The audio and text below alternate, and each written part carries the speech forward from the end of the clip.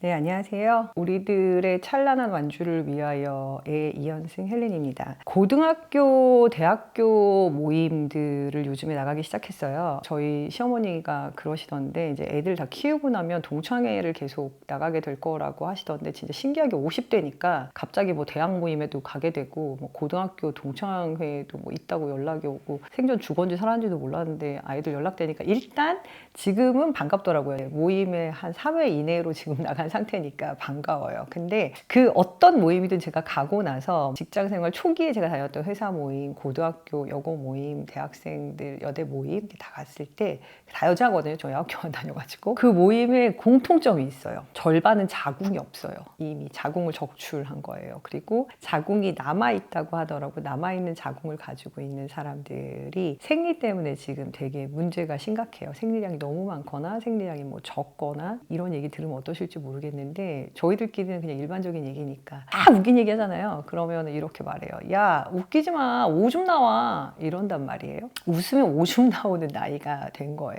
여성이 가지고 있는 되게 많은 확률로 가지고 있는 병인데 거의 모르고 있는 병이 자궁근종이거든요. 그러니까 자궁근종은 말대로 자궁 안에 이제 혹이 생기는 건데 그 자궁 안에 혹이 있는 여성이 이 여성 중에 한 40%는 된다고 해요. 그 자궁근종의 가장 큰 증상은 무증상입니다. 그러니까 모르는 거죠. 자궁근종이 있다고 다 암이 되는 건 아니거든요. 그렇지만 자궁근종이 있으면 결국은 뭐 몸 안에 내 장기 중에 하나에 뭔가 혹이 나 있는데 좋을 리가 없잖아요. 그로 인해서 혹이 커지면 횡격막까지 커져가지고 호흡곤란이 오기도 하고 뭐 살이 쪘나 그러고 생각해서 이렇게 보면은 배에 다른 장기들을 누르고 있는 그 혹이 커져서 몸 밖에서 만져지는 경우들도 있고 그렇거든요. 그렇게 자궁근종이 생겨나면 당연히 예측할 수 있겠지만 생리량이 많아지거나 통증이 있거나 당연히 그렇게 됩니다. 이게 정기 검진을 계속 하게 되면은 초기에 발견해가지고 뭐 적정하게 뭐 하이프 같은 걸로 시술을 할 수도 있고 아니면은 이제 혈관 그쪽으로 가는 혈관을 묶어버리는 색전술이나 용해술 이런 걸 써가지고 수술이 아닌 시술 형태로 통증이 적은 상태로 시술을 할 수도 있는데 늦게 발견하거나 늦게 병원 가면은 그냥 자궁을 적출하는 거예요. 친구들 모임의 절반이 자궁근종 으로 인해서 자궁을 다 적출을 한 거예요. 이거 조금 다른 얘기를 한번 해보면 저희 딸이 지금은 이제 23살인데 20살에 대학을 갔을 때 제가 이제 하는 일이 워낙에 병원과 관련되어 있는 일들이다 보니까 산부인과의 여러 가지 그 검사들이 되게 중요하다고 인식을 하고 있으니까 얘가 대학을 가자마자 산부인과 검사를 하러 가라고 했어요. 그리고 제가 얘기를 했던 건 그렇게 해서 주기적으로 검사를 해서 뭐 성병 검사나 이런 것들도 다 하고 피임에 대해서 교육을 받아서 제가 이제 걔한테 하라고 해주고 싶었던 건 피임을 통해서 너의 아름다운 성생활을 즐겨라 이거였었어요. 근데 아주 기절 초풍을 하더라고요. 도대체 거기를 내가 왜 가야 되냐부터 시작해가지고 아주 난리 법석을 이제 하다가 저랑 엄청 싸우고 결국은 안 갔죠. 제가 이 얘기를 하는 이유는 산부인과라고 하는 과가 말이죠. 일반적으로 아이 낳는 과라고 생각하거든요. 그 산부인과랑 비뇨기과, 남성들 다니는 비뇨기과 이름이 너무 전근대적이지 않나요? 성기와 성기능만을 강조하면서 원시적인 이름을 전면에 내세우고 있는데 산부인과라고 하는 과는 여성의 호르몬을 컨트롤하는 과예요. 여성이 어떻게 해서 여성으로 존재하나요? 에스트로겐이 있으니까 존재하는 거잖아요. 에스트로겐이 몸에 미치는 영향들을 연구하고 그래서 전체적인 생애 주기, 사춘기 뭐부터 시작해서 가임기 그 뒤에 이제 갱년기에 이르는 모든 생애 주기, 폐경을 한 이후에 여러 가지 여성의 몸의 상태들 그리고 여성의 암이 있을 때 암에 대한 팔로우업까지 다 배우는 과가 산부인과인데 우리 산부인과라고 하면 어떻게 생각하죠? 그냥 애 낳으러 가는 과, 애 낳을 일 없으면 안 가는 과. 심지어 질염이나 이런 거 있을 때도 산부인과 잘 안 가려고 하잖아요. 애 낳는 과 같고 왠지 거기 가면 이상한 사람 된 것 같고 그런 느낌이 좀 들지 않습니까? 그래서 저희 딸도 이제 기절한 거죠. 절대로 거길 가지 않겠다고. 그런데 말이죠. 여성이잖아요. 여성이 건강하게 살고 싶잖아요. 가장 가까이 해야 되는 과가 산부인과예요.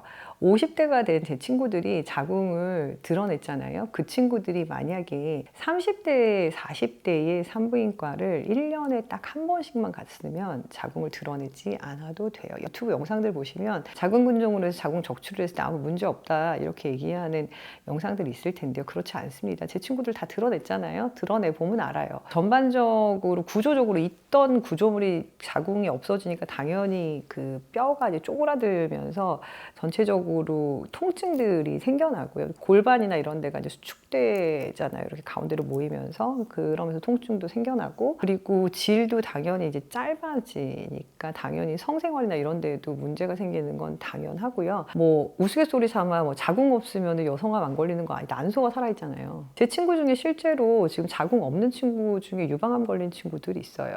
자궁이 적출됐다고 하잖아요. 좋아진 일은 하나도 없어요. 나빠지는 일만 있습니다. 그런데 1년에 한 번 정도씩만 산부인과를 가면 자궁을 지킬 수가 있는데, 왠지 이게 언짢고 왠지 이게 하면 안 될 것 같다는 생각에 그 산부인과 검진들을 잘 안 가시면서 문제가 생기는데, 산부인과는 말이죠, 20대 때에는 성병 검사, 내가 남자친구랑 아름다운 성생활을 하고 싶어, 그러면 피임하고 성병 검사하러 다니셔야 되고, 그리고 30대 되면 이미 이제 근종들이 막 생겨날 수 있기 때문에 정기 검진을 하시면서 아이 낳을 준비들 이제 막 이제 하시면은 될 것 같고요. 그리고 40이 되면 이때 제일 산부인과를 안 가고 문제가 제일 많이 생기는 시기인 것 같은데, 40대에 정기 검진을 가셔서 대부분의 경우에 근종이 많이 있어요. 아까 40%라고 했는데 제 체감으로는 더 많은 것 같아요. 없는 애들이 없는 것 같거든요. 없다가도 생기는 것 같아요. 40이 되면. 그걸 계속 보시면서 커지고 있으면 초기에 그 시술을 해서 그 관리를 좀 할 수 있게끔 만드시는 거, 이렇게 20, 30, 40 이렇게 관리를 해주시면, 산부인과에 가셔서 내 장기인 자궁을 관리를 해주시잖아요. 그러면 지금 이걸 보시고 계시는 분들이 30, 40대라고 하면은 또 정확하게 감이 없으실 텐데, 50대면은 제일 힘든 게 이제 갱년기인데, 갱년기 때 경력을 그만두는 사람들이 많거든요. 힘들어서. 20, 30, 40대에 딱 1년에 한 번씩만 산부인과를 가잖아요. 자궁 적출 사전에 방지할 수 있고, 50대에 오게 되는 갱년기 훨씬 수월하게 지나갈 수 있게 됩니다. 제가 이제부터는 산부인과를 고르는 방법을 한번 알려드릴 텐데, 저는 항상 이제 두 가지를 말씀드리는데요. 하나는 대표 원장이 있는 데를 가라는 거예요. 그러니까 페이라고 하죠. 그냥 월급 받는 원장님이 계시는 경우가 있고요. 대표 원장님이 계시는 경우가 있어요. 대표 원장님은 그 병원 주인이에요, 말대로. 병원 주인은 실력이 있든 없든 어쨌든 내 병원이니까 그 병원에 오는 환자들을 끝까지 케어를 할 거예요. 가능하면 뭐 친인척이 아니고서는 페이닥터보다는 대표 원장이 있는 데를 가시는 게 좋습니다. 어떤 병원은 대표 원장 2인 체제, 3인 체제인 경우도 있고요. 어떤 병원은 혼자만 대표 원장이고 나머지는 페이인 경우들도 있어요. 그런데 가능하면 대표 원장님께 가시는 게 좋다. 두 번째로는 병원을 홍보할 때 최저가 시술, 최저가 수술, 요거는 피하시는 게 좋다. 뭐든 그렇습니다. 싸고 좋은 거는 저는 없는 것 같아요. 몸에 들어가는 건데, 내 몸을 건드리는 건데 싸다고 강조하는 병원에 가고 싶으신가요? 혹시? 저는 가기 싫거든요. 요즘에 꼭 더 말씀드리는 게 있어요. 두 영상 이렇게 막 검색하시잖아요. 거기 보면 이제 산부인과 영상은 약간 선정적인 영상들을 찍으시는 선생님들이 좀 계세요. 그 선생님들이 잘하고 못하고를 떠나서 저는 사실은 그런 영상을 중심으로 올리는 병원에 가고 싶지는 않더라고요. 여성의 산부인과라고 하는 게 성의학과 관련이 있을 수밖에 없는데, 선정적인 영상으로 환자들을 꼭 목액해야만 하는 병원이라고 하면 저랑은 좀 안 맞는 것 같았어요. 그래서 전 지인들한테 이 세 가지는 얘기합니다. 대표 원장이 있는 병원에 가라. 가격 후려치기 하는 병원 가지 마라. 너무 선정적인 영상들 올라가 있는 병원은 피해라. 이 기준에 따라서 갔던 친구들은 대체로 만족을 했습니다. 그리고 마지막으로 산부인과 가세요라고 하면 또 저한테 제일 많이 하는 얘기가 비싸. 가면은 뭐 뒤통수 맞아, 이렇게 얘기를 하는데요. 가격은 산부인과는 대체로 보험 진료하고 비보험 진료 중에 보험 진료 같은 경우는 10,000원대, 뭐 몇천 원짜리도 있어요. 몇천 원짜리도 있고 만 얼마 뭐 이런 정도에서 이제 끝나거나, 아니면 뭐 요실금 수술이나 이렇게 수술 쪽으로 넘어가가지고 보험과 관련된 것들을 한다. 그러면 뭐 몇십만 원, 비싸야 뭐 100만 원 이내에서 그냥 끝납니다. 그런데 이제 비보험으로 넘어가게 되면 아까 뭐 자궁에 근종 생겼을 때 하이프나 뭐 이런 것들이 제일 비싸죠. 뭐 7, 800까지 하는 경우들도 있고.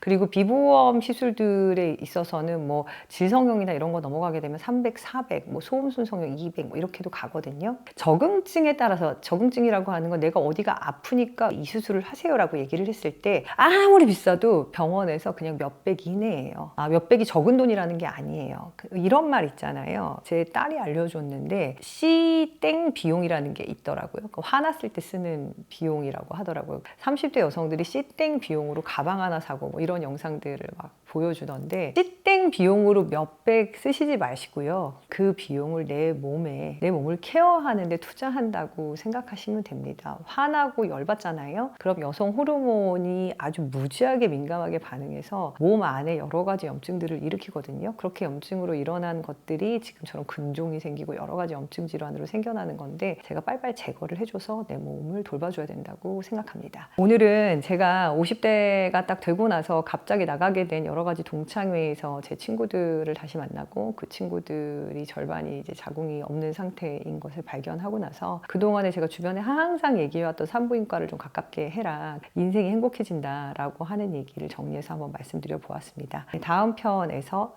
다른 이야기도 더 재미있는 이야기로 만나 뵙겠습니다. 감사합니다.